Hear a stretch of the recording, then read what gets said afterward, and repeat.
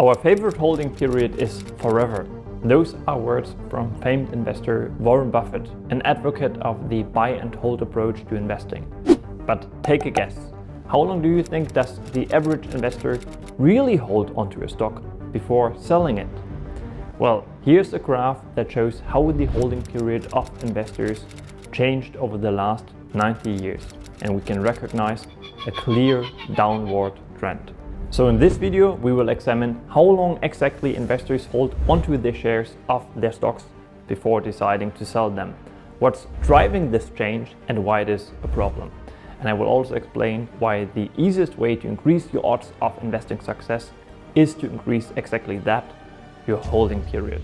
And so without further ado, let's get started.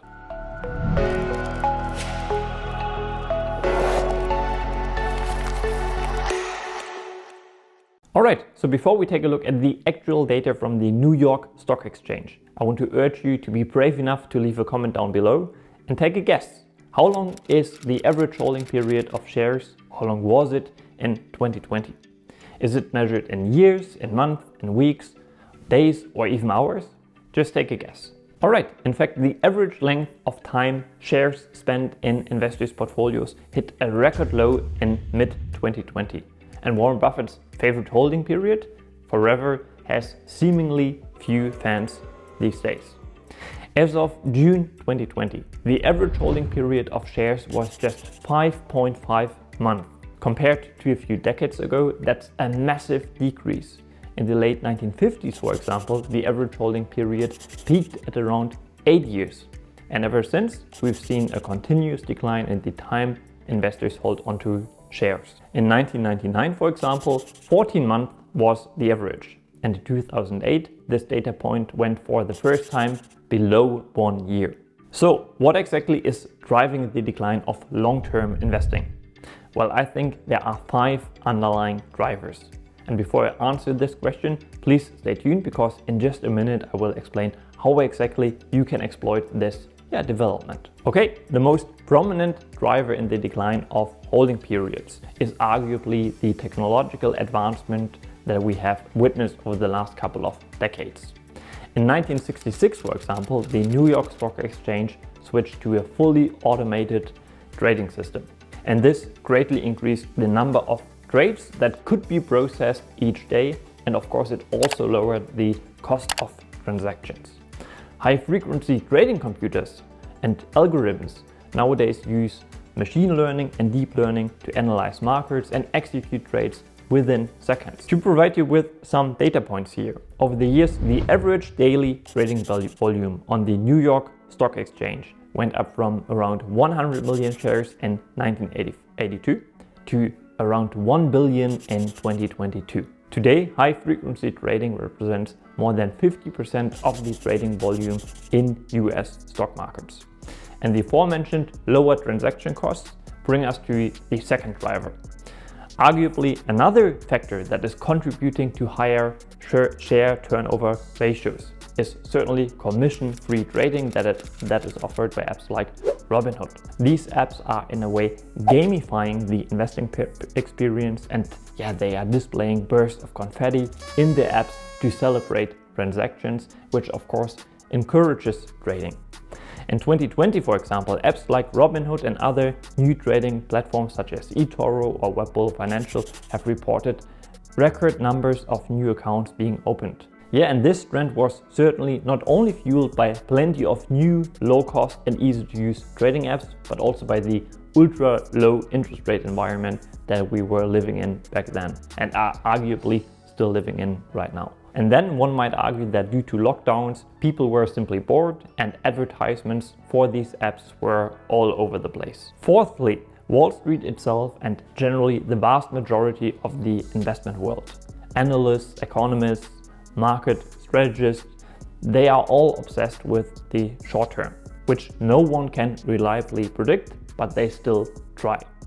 William Green, who's the author of the wonderful book Richer, Wiser, Happier, he wrote, "Highly intelligent analysts at brokerage firms squander their time calculating next quarter's corporate earnings to the exact penny, an absurd guessing game that's irrelevant to successful long-term investors. And I've actually tried to visualize this issue in the following chart, and there's actually a name for this. It's called short-termism, which is defined as an excessive focus on short-term results at the expense of long-term interests. And then finally, I think investors often act based on their emotions and thus often overreact to both positive and negative news.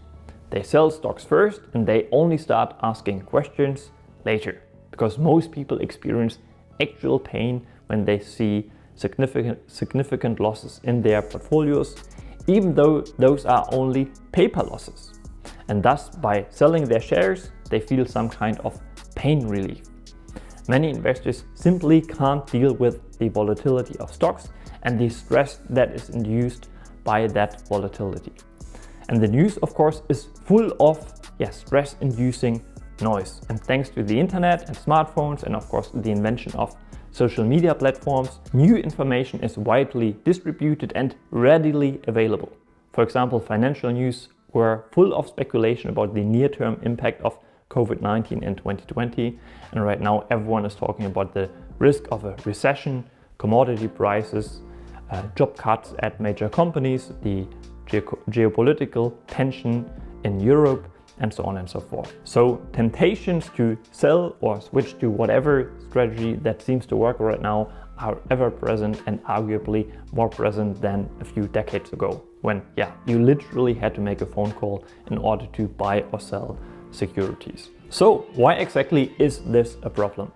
Well, as investors' time horizons have shortened very dramatically, the prevalence of underperformance has arguably increased, as this JP Morgan Asset Management bar chart shows. The average investor underperforms the S&P 500 by almost 5%. And this is actually before taxes, at least that's what I think, because if investors sell stocks at a profit, they will have, at least in most countries, have to pay capital gains taxes. And the impact of those taxes on long-term compounding is outright devastating. Charlie Munger has actually illustrated this with an example. If you are going to buy something which compounds for 30 years at 15% per annum and pay 35% tax at the very end, the way that works out is that after taxes you keep 13.3% per annum. In contrast, if you bought the same investment but had to pay taxes every year of 35% out of the 15% that you earned, then your return would be 15% minus 35% of 15%, or only 9.75% per year compounded. If you just sit there for long stretches in great companies, you can get a huge edge from nothing but the way income taxes work. And I will actually do a video on exactly this topic fairly soon. So if you want to be informed when I publish this video, please make sure to subscribe to the channel and hit the bell icon in order to be notified whenever I upload a new video. Now, as I've indicated at the beginning of this video, you can actually take advantage of investors' obsessive focus on the short term and shrinking time horizon. So why should you be happy about this development? Well, let me explain it by referencing one of Jeff Bezos' very famous quotes about Amazon that can actually be applied to investing in the stock market as well.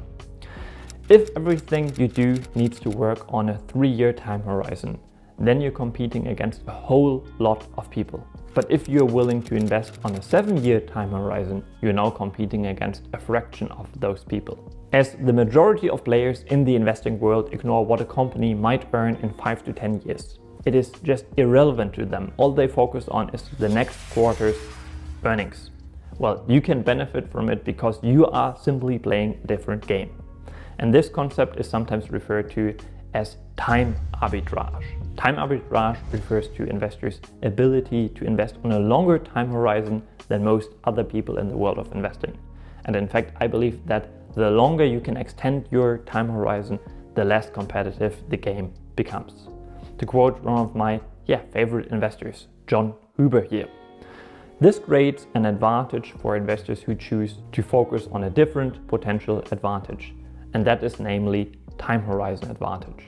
So my answer to what is your edge? with XYZ large cap stock is not some hidden piece of information, but it's simply my willingness to view the business through a different lens than the majority of investors. And I think this is a real edge. I think it's also a sustainable edge and one that is likely to increase as investment timeframes continue to get shorter and shorter. Also, investors that do focus on trying to gain an information edge are typically focused on short-term information. Hedge funds are using satellites to help them analyze traffic patterns at retailers like Walmart by counting cars in the parking lot and plotting the change in cars over a period of time. This type of information might be useful in predicting whether or not a company will, quote, beat expectations in the next quarter, but it isn't all that much of an advantage in determining the long-term value of the enterprise or its longer-term competitive position. Yeah, and I think this brings us back to the visualization that I shared earlier in this video. What ultimately drives share price performance is the long-term development of earnings, and you need to hold on to good investments for a while, usually for many years, to see if companies are actually executing their long-term business strategies. The long-term earnings power is what has impact on intrinsic value. The next quarter's earnings, on the other hand, has very little impact on intrinsic value. So if you want to understand the concept of intrinsic value a little better, which would arguably make you a better investor, I recommend you watch the following video next. Take care.